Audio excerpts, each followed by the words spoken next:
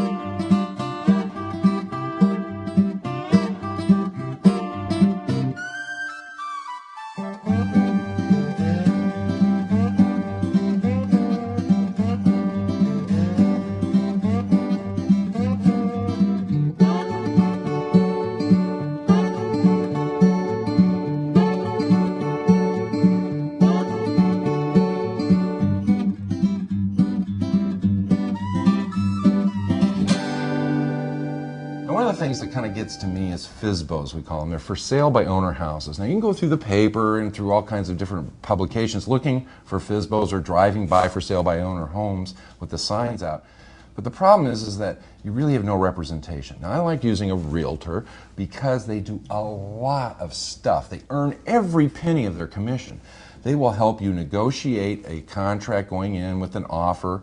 They will help you with the banker. They will help you with the real estate appraiser, help work with them. They'll help you with all the different things that have to do with closing by keeping track of it and making sure it's on time for the time you want to close the house. And make sure that when you're going to work with a real estate broker that you stay loyal. It's really discouraging for those folks to work a lot of hours, travel, take you places, and then find out that you've gone to an open house and given, taken up with somebody else. That's a good point. So stay with them and they'll give you much better service. And they earn it, believe me. The other thing is that the traditional real estate broker represents the seller and treats the buyer fairly. Now, that's okay, except I don't want to just be treated fairly. I want total representation. Absolutely. So Pat and I really choose to work with buyer brokers. They represent us 100% in every way rather than the seller. Just us. They go in and negotiate for us. And man, that can give a buyer a real foot up. I think it really makes a big difference. They're in our corner. Absolutely. Now we're out in Cape Cod, in Barnstable, Massachusetts, in Leo Berard's real estate office here. Hey, Leo. Hi. Good to see you. Good to see you. Hey, Pat. Thanks for having us out to the Good Cape. to see you. We're looking forward to going and look at some houses. You ready? The appointment's made. Let's go. Let's go. All right. Oh, it's darling. Yeah. Look. It's a bungalow. Yeah, I thought you'd like it. Yeah, I really do like it. It's great. cute. Now, this is a demonstration for the viewers, but tell us what a buyer broker can do exactly, for a buyer. I mean, what is it that you do that other brokers don't? We're going to be your advocate. We're going to be on your side for the entire process. We're going to give you information that'll help you evaluate this decision you're going to make on purchasing it. We'll tell you information about the seller, the property, the neighborhood, the schools. We'll give you an opinion of value as to what the property is worth. And then if you want to go further, we'll put together an offer that's in your best interest. And in the negotiations of that, you'll be in there for us 100%. 100%. All right. We'll be your advocate. We'll try to get you the best deal. And then if you want to go further, we'll help you right through to closing. That's great. So you babysit the closing. And the commissions for a buyer broker come out of the real estate transaction That's just like right. they would normally. There's no additional cost, Bob. All right. at all. That's great. Great. I'll be in Come on just in. a Let's second. go. go, I can't Pat. wait. There's another important element to all of this. If you're going to make an offer on a house, make sure it's subject to a satisfactory home inspection, because a home inspection is just as important as the appraisal, the loan, and the house that you want. We'll talk about that.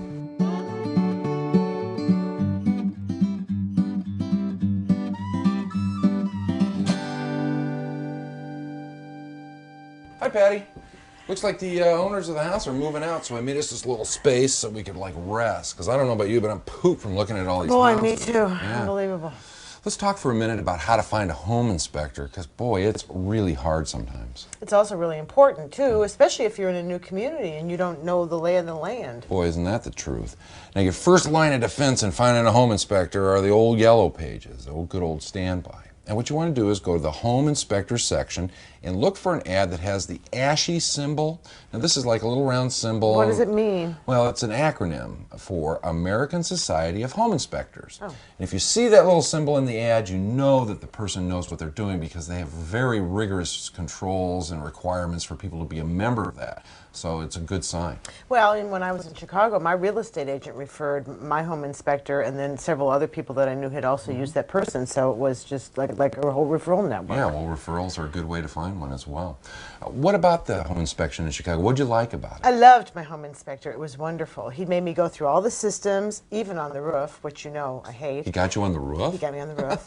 And then he really had like a little checklist of all these little things that needed to be done. There wasn't anything major. Right. And then over the years, I did all those. And even when I sold the house then, I just presented it to the buyer with everything done. Yeah, here's the list of all the great stuff I've done to the house. That's right. Well, that's kind of interesting. It's also important to remember, when you call the home inspector, ask them if you can come along. And if they say no, then you don't want that home inspector, because you really need to go through the house. Oh, with them. absolutely. Absolutely. Now, we've asked a local Cape Cod home inspector to come by and give us a little demonstration on what's involved in a home inspection. Oh, come on in. All right, he's here now. Hello. Hey. Hi, there. Jeff Smith. Hi, Jeff. Hi. Jeff, Bob, Hi. yeah. Nice good to meet see you. All right, thanks for coming by. Oh, my pleasure. You bet. Let's start down the basement. Well, Patty, why don't you go ahead and do that? Oh, bye. Well, I've already been down in the basement, and I'm still pooped. And she needs to go down there and see what's going on. So, now, what am I doing down here? Well, Pat, I thought it was important for you to see what type of heating system that we have here. Okay. This is a cast iron, gas-fired, forced hot water boiler. Is this a good one or a bad one? Well, this is a good boiler, How do we Pat. know? Okay. There's no evidence of leaking at the base, any water stains on the floor around it. Okay. What is this? This Are we going to explode now? No. This is a combustible gas detector. Okay. I checked the gas valve. This regulates the gas flow to the unit. Okay. You can shut your gas off to the boiler here in case of emergency via this knob. I check it for any combustible gas leaks. It normally emits a Geiger counter type sound in normal And it'd be operating screaming mode. at us or something if we were in trouble, right? Exactly. Okay. I also check where the flue pipe exits the top of the boiler. Okay. If I picked up a combustible gas leak in this area, it would tell me that we have a possible blockage in the flue pipe that's not allowing the combustible gas to exit And that's out. a carbon monoxide problem, right? Yes, it would be. And those spiders, do they come? Are they part of the heating system too? No, they come with a turf. Well, whether you want to or not, you really should take a look at all of your systems with your handy-dandy home inspector. And if you're going to be doing more extensive renovation, hire yourself a renovation consultant. Let's see what's underneath here. There we go. Oh, Bob, they did it again. All right, I knew it. They hacked off the drip ledge. Now, rainwater comes down the side of a house, hits this drip ledge, and gets away from the house instead of going down into the foundation. Unbelievable. Well, I see it all the time. So. Love the shed snakeskin. That was That's a cool. good one. That's cool. We're really going to have to worry about these sill horns on the whole house. Well, the sills used to come out to here, and they hacked them off to put on the aluminum siding. You know, I'm surprised we didn't see any termites here. They love to hide underneath there. It's really a moisture. miracle. It really is. The bottom line to this is I have not enough time in my life to do this kind of analysis of an old house that I want to renovate. So I've hired Fritz, my good buddy, to come and do a complete analysis for me. Now he's going to do blueprints, work write-ups, get bids and everything for me so that I have a package to take to the banker. Now, the stained glass window here, I want to know what you think. Now, if we put wood storms on the whole house, am I going to be able to accent that okay? Well, sure. We'll just make it a two-light storm like we would normally. We'll just put the bar where the transom bar The is. horizontal bar Sure. just underneath it. Okay, It'll look that'll great. work. Now, these soffits, the underneath side of these eaves up high up here, Well, they're wrapped in aluminum. We're not going to know what we're going to get into until we take them off, Bob, but I would count on probably 30 to 40% replacement. Yeah, probably 10 or 15% replacement on the siding. Yeah, Yeah, probably. figure that. Now, come here. Oh my gosh. I love the roof, Bob. Come here, look at this. Look at this. Unbelievable. Isn't she a beauty? I mean, that roof should have been replaced 15 years ago. We're going to have to tear it all off right down to the space decking. Go a couple ways on this? Yeah, why don't you bid it out at a #1 blue label cedar shingle right on the space decking. Sure. And then go ahead and figure the sheathing with a regular architectural shingle. That'll work just Sounds right. good, no problem. And of course, we don't want tar on the chimney. The No, bucket of bucket of tar. tar. And the garage. I love this garage. Well, Bob, this Come on. garage is getting a little sad, but I think we can save it if we really work hard. I love this garage. I want to save it, and I'm glad you have the right attitude about it. It really is neat with the little gable and the porthole window up in the top. I love it. It's shared with the house next door, which is kind of weird, but there's not much we can do about that. If you're considering going to the bank to do a purchase renovation, don't go to that banker without being prepared, and hire a renovation consultant. Well, that's a great example of what a renovation consultant can do for you. And the costs, though, are going to be kind of all over the board, because if you just get a few recommendations up front, it can be a couple $100. But if you get blueprints, specs for the contractor, $5,000, $2,000. yeah, it could be up as high as $5,000. And that's a lot of money, but it's worth it on a big renovation project. Then, of course, there's the inspections, the home inspections, and Patty showed us a little bit about how that's done. Cute. That was cute. But they do a lot more than that. They do roofs, siding, windows, driveways, garages, how the grade of the grass is affecting the drainage into your basement. Kitchens, bathrooms, floors, plaster, plumbing, all those Yeah, things. electricity, heating, air conditioning, foundations, every single system of your house. And they'll give you a couple of options in the forms that you get on the actual reports. My favorite is the long form, and it's full of all the functions that they observed in your house. And then they'll list their concerns, whether something was Any big problems? big problems or a little problem or just something you should have checked out. And then also a maintenance checklist is usually included with this form, which I like because it reminds you when to do certain things around your house. Right. It's a very comfortable form for a lot of people. Now, if you're in a hurry and you need an inspection right away, the short form or the checklist type may be the way to go. Now, this particular one is 3 pages, about 75 different points on here. And they will go through the house, check everything off, make comments, and hand it to you at the end of the inspection while you're handing over the check. If you need it quickly to get your deal put together, that can be a really because these take anywhere from 2 to great way 4 to go. days. Yeah, no question. Right. Now, let me ask you this, Pat. Would you buy a used car without having a mechanic look at it? Why? I know nothing about cars. Of course I wouldn't. Well, that's the point. Don't buy a house without having an inspector look at it. You're just messing yourself up and spending a lot of money where you don't need to. Get an inspection.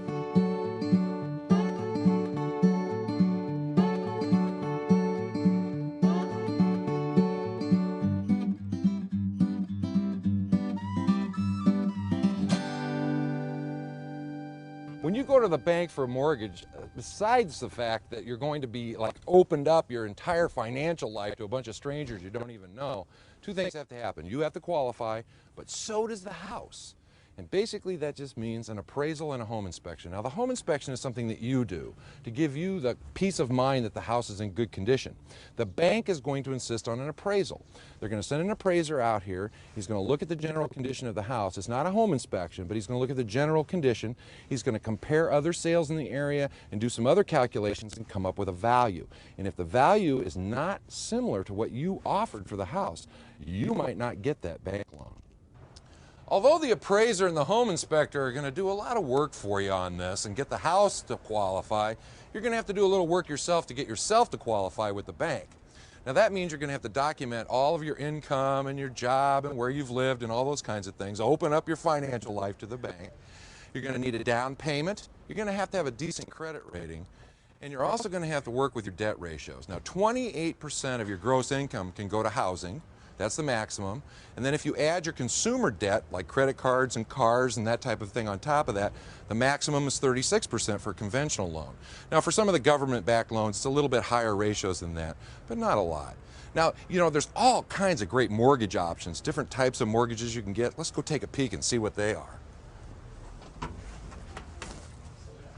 Because there are so many different mortgage options, I've asked Jane Snyder, the VP of Mortgage Lending, to come down and chat with me. Hi, Jane. Hi, Bob. How are you? Good to see you. Good to see you, too. You know, in my mind, the 30-year conventional mortgage is the mortgage that everybody thinks of. You know, you have the 30-year, and then when it's all done, you burn the mortgage, you know, that kind of thing. But there are a lot more options than that. You bet there are. There's a lot of different types of amortizations ranging from 5, 10, 15, 20, or 25-year periods. And amortization is the length of time of the mortgage. It's the length of time of the mortgage. Yeah. A lot of people will opt for the 15-year mortgage. Really? Yeah. That's a pretty popular one, probably next to the 30-year fixed rate. Because they pay less interest and they That's get it paid exactly. off quicker. Yeah. That's it exactly. Rather than taking that for 30 years, you pay no payments for the last 15 years. You build up equity in your home a lot sooner, and of course there's a lot less interest paid over that last 15-year And that's period. appealing to anybody. Well, you know, if it fits into your lifestyle, certainly the 30-year is good for some Sure. people because those payments fit right in and allows them to have a home that they might not otherwise When your goal have. is to get a mortgage fit in so you can get somebody into a house. You're exactly right. Home What ownership. about these adjustable rate mortgages? Well, the adjustable rate mortgages we hear a lot about. Those are called the ARM programs. You know, you have to be a little bit more sophisticated in understanding what those mean because your rate is going to change every year.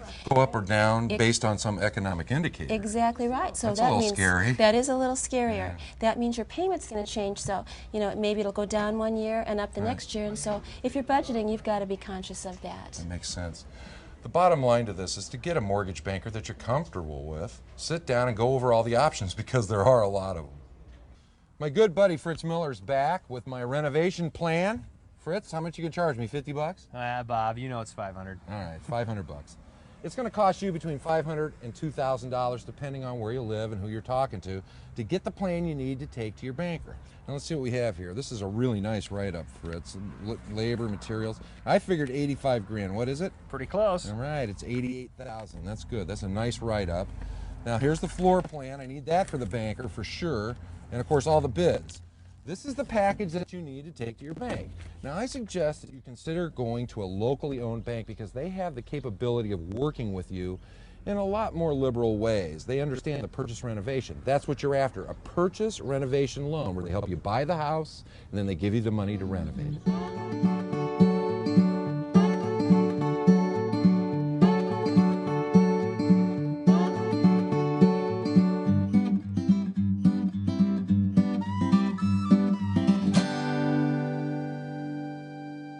My realtor, Deb Wilcox, and she handles all of my real estate transactions for real in real life. And we're here to demonstrate something for you that just kind of makes me crazy, which is people don't do final walkthroughs. And I don't understand why they don't, but they really should. When's a good time to do this? The day before, the day of. Closing, right. You're going to go into the bank and lay down all this money for the biggest purchase you've ever made in your whole entire life. And you're not going to walk through the house before the closing? Yes, you are, because you're watching this program. You're smart. So, Deb, will you go in the kitchen and check out the appliances and the water pressure and all that stuff? Sure. I'll go see if the light fixtures and the fans are still here. That's really what it's all about. It's just walking through and looking around to make sure the plaster ceiling hasn't fallen in while you were gone the last time you were here, or that the light fixtures, like this one right here, I really liked this one. And I'm sure whoever would buy this house in real life would like it as well and want to know that it was still there because light fixtures are supposed to stay. It's an important thing for you to remember. And in the kitchen, there are appliances that many times come with an offer, and also to check the water pressure. How is everything in here? Looks good. Appliances are here. Water's great. Great. So if we were really buying this house, we'd be in good shape so far, right? You also want to go down in the basement and look around. That's why I brought the flashlight, to check out some things to make sure all the furnace is working, the water heater looks good and all that. We're not talking about a total inspection, but just a good walkthrough. Now there's some doors upstairs that I really like that were like added in later. Make sure they I want to make stay. sure they're still there. So come on up with me and let's take a peek. I hope they're there. You never know though. You never know. Oh, fine. Okay, you want me to leave? Okay, well, I will.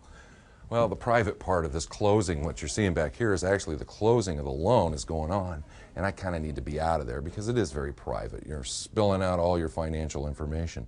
What's really important is who's there. I like to see the realtor there when I close a loan. I like to see my attorney there because there's some legal documents that need to be read over. Now, bankers are very good at putting together the documents correctly, but every once in a while a mistake can be made, so it's really important that you have somebody there representing you in entirety. You're going to be getting a settlement statement. That's all these different numbers of all the different down payments and the costs of putting the loan together, and you're going to have the mortgage and the note. This is pretty much the same way it goes everywhere in America.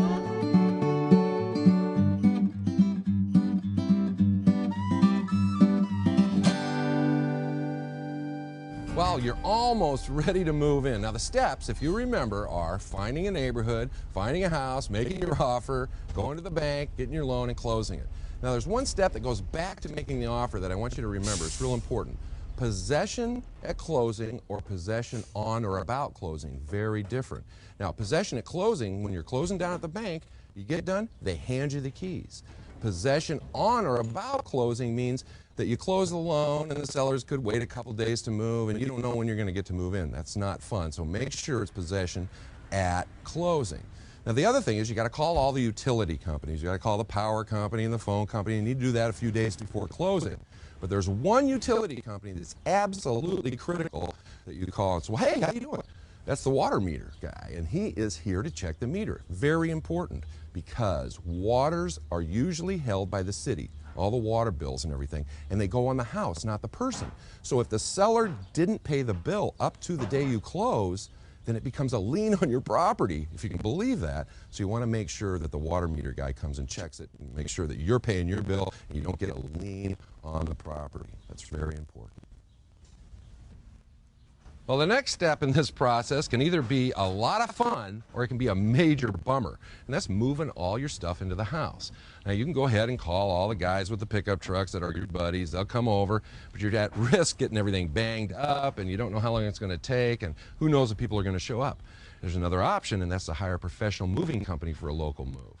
Now, you need to make sure that they're insured and bonded and have a good reputation. That's the first place to start. And remember to call them at least 15 days and no more than 30 days in advance to get everything set up. Now, a local move in Chicago is going to run around $1,400 for the average 8-room house, 4 guys, 10 hours. Here in the Quad Cities, the same number of guys, same number of hours, is going to cost about $1,000. So it varies a little bit, but not that much. And it can be an awful lot of fun to just stand back and watch somebody else do all the work.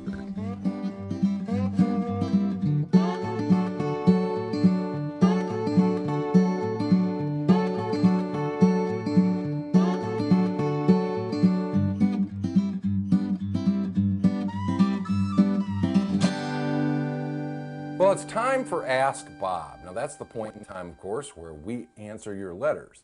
And we get a lot of letters. But this season, as we said before, we've decided to go through all the letters and pick out the questions that were asked the most. And since this show is about buying a house, one of the questions I get all the time is buying a house on contract. Well, basically what that means is that you're buying the house directly from the seller. Now, there's no bank involved. You make your payments to the seller, and you set up a contract between the two of you for those payments. Now, there's a couple things you have to remember. Normally, a contract will be set up so that the payments are affordable on a 30-year, just like a regular mortgage. But they usually want what we call a balloon payment. Now, that'll come anywhere at 5 to 10 years into the contract, where the seller wants you to pay off the contract completely, pay it all off. So at that point, hopefully you've gotten your credit better. If you're young and you haven't established your credit, maybe you have. Or if you had some credit problems, you've gotten them all fixed up so that when the time comes to pay off that balloon, you've either saved up the money or you can go to a bank and get a mortgage. Now, another thing, if you don't make your payments, in most states, the seller can come in and take the house away from you. You lose your down payment, you lose all the money you put in the house, all the payments you made, and you have nothing. So you want to make sure you make your payments on a contract. Now, something else. File the contract at the county. That's very important, so there's a legal record of it, and use an attorney. You know, it's been said that knowledge will set you free. Well, I don't know if the knowledge that we've given you today will set you free, but it sure hopefully will make your house buying experience more pleasant. Thanks for spending some time with me today. I'm Bob Yap, about your house.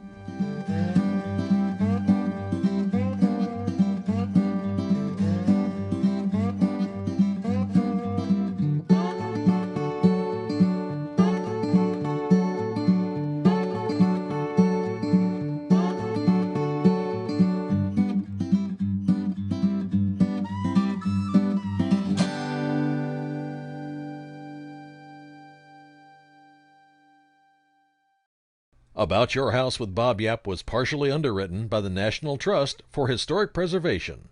In past places and future spaces, from main streets to back roads, we're helping Americans bring preservation home. The National Trust for Historic Preservation.